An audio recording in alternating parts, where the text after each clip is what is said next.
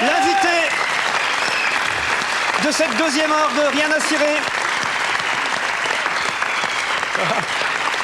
Facile à chanter. Yakapa avant, bien sûr. Et puis, en 91, Rien à cirer. Très sportif, Pascal. Hein. Ah, il n'a pas changé, hein.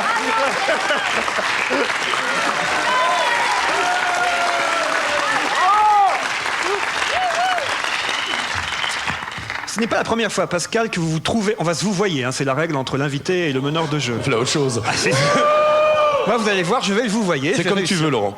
Alors, Pascal, c'est la première fois que vous êtes sur ce canapé. Non, c'est pas la première fois. Ben non, justement, c'est ce que je voulais dire.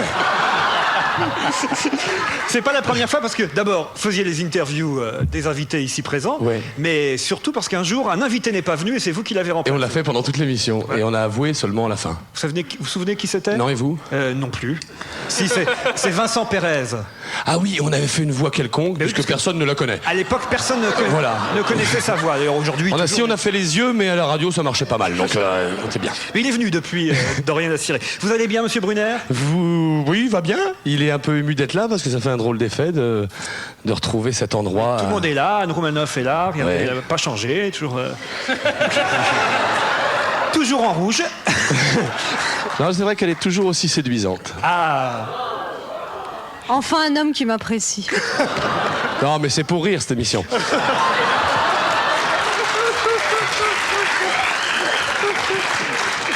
Bon, c'est bien sûr France 3, facile à chanter. D'autres projets d'émissions télé, je crois. Oui, il va y avoir une nouvelle émission au mois de mars-avril qui va s'appeler À vous l'honneur, qui sera une émission où on mettra à l'honneur, comme son nom l'indique, un invité. Il y aura un grand orchestre, des chansons, des rubriques, enfin bref, un petit melting pot de plein de choses pour se détendre. Voilà. Et la scène toujours? Oui, en tournée, puis je prépare également un album de chansons inédites avec ma voix cette fois, qui sortira également au mois de mars et avec lequel on fera une scène parisienne après. On va en parler. Alors Pascal, c'est pas facile de faire le portrait de quelqu'un qu'on connaît bien, en tout cas qu'on a bien connu. Est-ce que vous avez fait un portrait? Eh ben... Alors autant le rappeler, nous avons débuté quasiment en même temps dans les cabarets parisiens, à une époque où vous appeliez encore Pascal François. Oui, je m'appelle toujours Pascal François. Mais peu de téléspectateurs le savent, ça. Et d'auditeurs aussi. Et d'auditeurs. Hein, Pascal Brunner, maintenant. Bon, Pascal François, je me souviens, c'était... Je vous présentais, d'ailleurs, ça m'aidait bien, ce nom. Don Camillo, vous vous souvenez comment je vous présentais? Dites-moi. Ah ben, je vais le faire. Alors, on est au Don Camillo, hein, entre 2 assiettes de langoustes et un plat de pâté de campagne pour la formule à 80 francs. Parce que tout le monde n'avait pas les langoustes non plus. Et 400 bruits de fourchette. Alors, je passais avant Pascal sur scène, parce qu'il terminait, c'est lui qui faisait un triomphe, c'est normal. Alors, ça donnait quelque chose comme ça. Vous avez connu Claude François, celui qui chantait « Si j'avais un marteau », et vu la façon dont il était bricoleur, on aurait dû lui refiler plus tôt. Vous avez connu Frédéric François, sauf si vous n'avez jamais connu votre mère. Vous avez connu Jean-Pierre François. Vous vous souvenez, ce footballeur, chanteur qui chantait « Je te survivrai, je te survivrai ». Heureusement, il n'a pas tenu parole.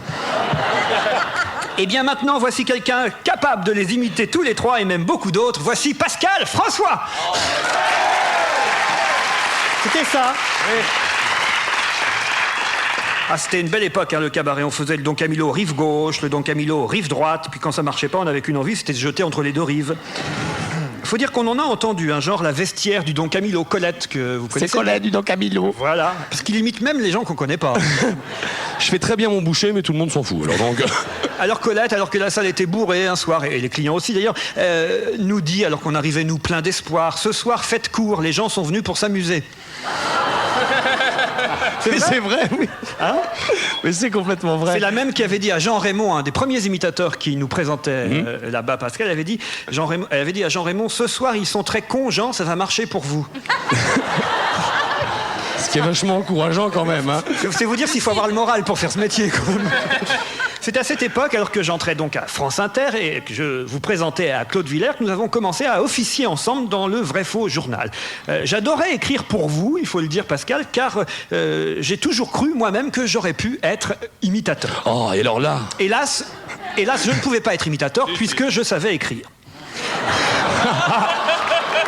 C'est gentil pour tous ceux de la profession. Ceci dit, vous faites très bien les imitations. Ah oui, vous m'avez fait hurler de rire. Oui, encouragez-le. Ah non, ah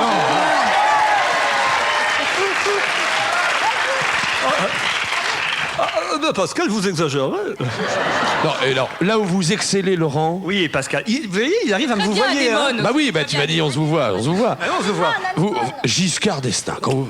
Écoutez, je dois dire... Bon, c'est vous l'imitateur ici, Pascal Brunner. Bon, bah vous savez, je suis multicarte, je suis un VRP, moi. C'est vrai, c'est vrai. Pas RPR encore. Point encore. Bon. Alors après Le Vrai Faux Journal, ce fut Ferme la fenêtre pour les moustiques, une émission d'été qui nous fut confiée par Pierre Bouteiller, à laquelle vint s'adjoindre Jacques Ramade. D'un seul coup, nous étions un trio. Avec des brèves. Jacques Ramade, qui était déjà vieux et qui... Tu n'as pas quitté... Tu n'as pas quitté le métier? Toujours dans le métier, Jacques.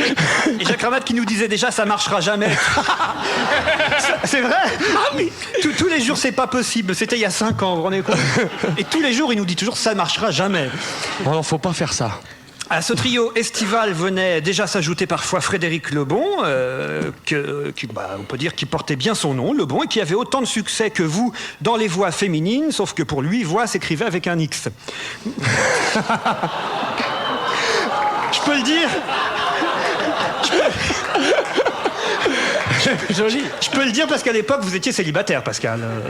Mais je le suis toujours, Menteur. quand elle est pas là. En plus, elle nous écoute. Il faut dire que vous êtes un garçon généreux, Pascal. Un restaurant où l'on dîne avec vous devient très vite un dîner-spectacle. Hein. Quand on vous demandait de faire une imitation, hop, vous la faisiez. Et quand on vous demandait rien, hop, vous la faisiez quand même. C'était il y a longtemps, ça. C'est toujours comme ça ou Non. pas? C'est fini? C'est fini. Jacques Ramade peut témoigner. Hein. Ah oui, ça, je suis d'accord, oui. Le bordel qu'on a foutu dans les restos. Ceci dit, maintenant, il nous invite, donc c'est quand même un bon moment. Parlez pour vous, monsieur. Non, on devrait faire du spectacle, nous aussi, alors. Hein. On t'invite, toi, Laurence, maintenant que t'es à Europe 1? Non plus, non. Il y a une cantine là-bas? Et on y mange très bien. Sous la torture. C'est à cette époque que votre carrière télé commença, on peut le dire, mon cher Pascal. Pour remplacer, alors, la toute première fois, je m'en souviens, c'était en 91, Léon Zitrone, dans la nouvelle version d'Interville. Oui, C'est vrai, hein? avec Gulix. À France Inter, on commençait à trouver ça vache, mais heureusement, dès septembre 91, c'était une nouvelle aventure qui commençait, rien à cirer. Alors au trio de création, Ramade, Brunner, Ruquier, venait s'ajouter Anne Roumanoff, petit chaperon rouge de la bande.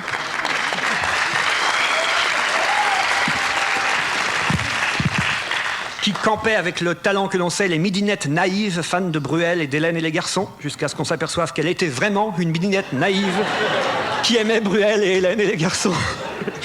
Et évidemment, je n'oublierai pas de nommer, car il fut pour beaucoup dans le succès initial de l'émission, Patrick Fonte, qui campait parfaitement le rôle du grand méchant loup, jusqu'à ce qu'on apprenne qu'il était peut-être un grand méchant loup.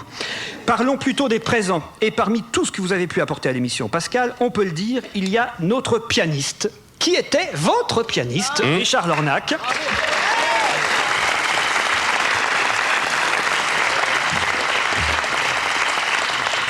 Alors, je vous le dis, vous l'avez oublié ici. Ça fait maintenant près de 3 ans. Bon, il nous appartient au bout de 3 ans, mais enfin, quand même, ça serait bien de le récupérer à un moment donné, vous voyez? Mais je vais le récupérer. Richard Lornac, le Klederman aveugle. Le Linda de Souza du clavier. À cause des moustaches, hein, je dis ça. Le seul à pouvoir accompagner Gérald Dahan quand il chante, c'est dire combien il a du talent. Quoi, Gérald est fâché avec la mesure? Ah ouais. Vous avez remarqué ça? Je m'en concilie. Alors on va parler un peu de votre carrière télé, Pascal. C'est en allant ensemble animer un Rien à cirer télé un dimanche de Pâques sur France 3. On s'en souvient parce que Fonte avait parlé de Pâques le jour où on voyait Jean-Paul II à la télévision. Ça nous a valu quelques ennuis.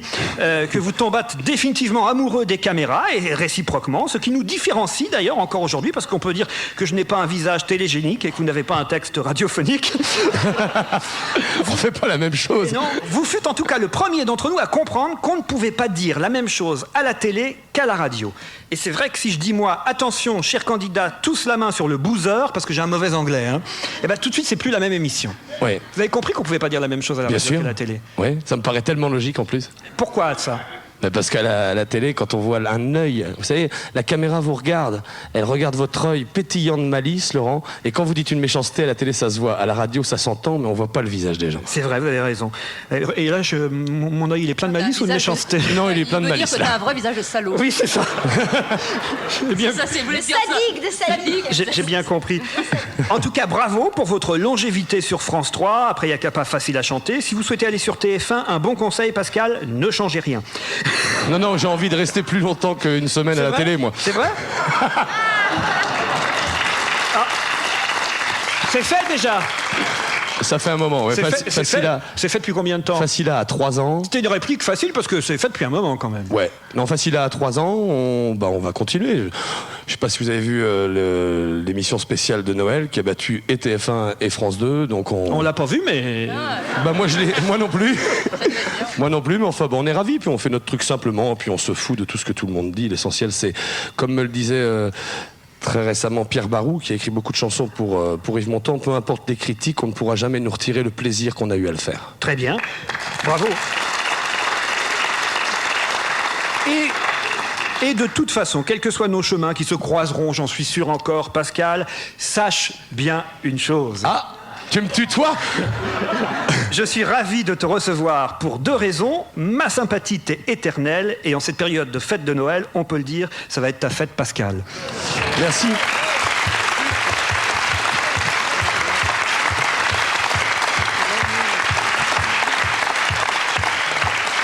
Alors d'habitude à ce moment-là, il y a 2 ou 3 ans, c'est Pascal Brunner qui chantait la parodie pour l'invité ici présent. Sauf que, est-ce qu'il la chanterait quand même la parodie pour l'émission Pascal Brunner? Le texte est fait. On a choisi la dernière séance. C'est Jacques Ramade qui a fait la parodie. Évidemment, c'est devenu l'ultime séance. Pour ce dernier rien à cirer, accompagné par son pianiste des débuts, Eddie Mitchell, hein. Richard Lornac, Pascal Brunner, Eddie Mitchell.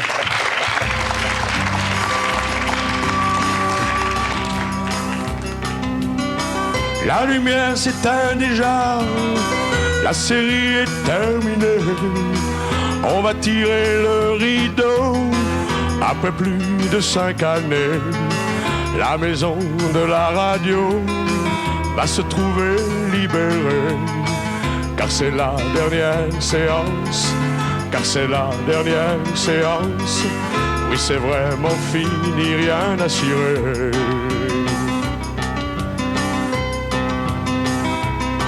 Bye bye, imitateur maison, aux 1001 voix.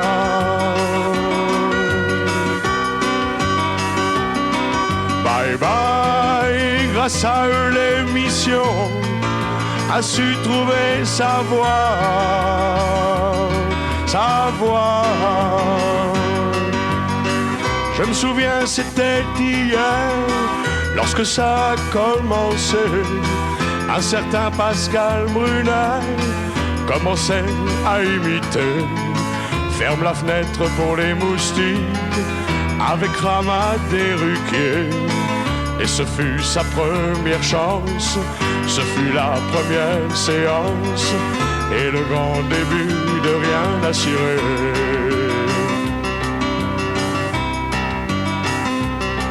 Bye bye, trottoir de Roumanoff, sketch de Jean-Jacques Vanier.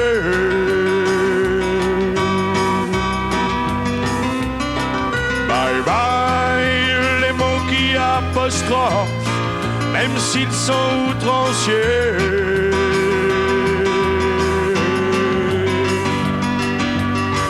On range la moulinette comme un jouet abandonné. À l'évêque ferme son clapet, puis plus que va le récupérer.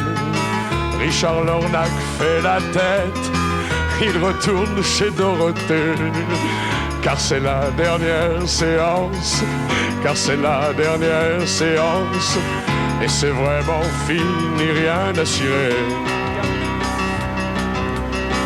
La lumière s'éteint déjà, pourtant la salle est bondée. Alors on demandera à chacun de se lever, et en tapant dans les mains, et pour bien le remercier, tous ensemble et en cadence, avec beaucoup d'insistance, d'applaudir très très fort Laurent Ruquier.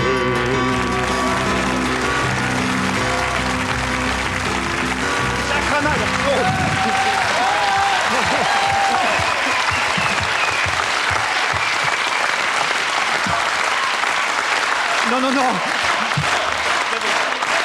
Et aussi, alors, on va joindre On va joindre à vos applaudissements Pierre Bouteiller aussi. C'était un texte signé Jacques Ramade, au piano Richard Lornac. Bravo encore à Pascal Brunner.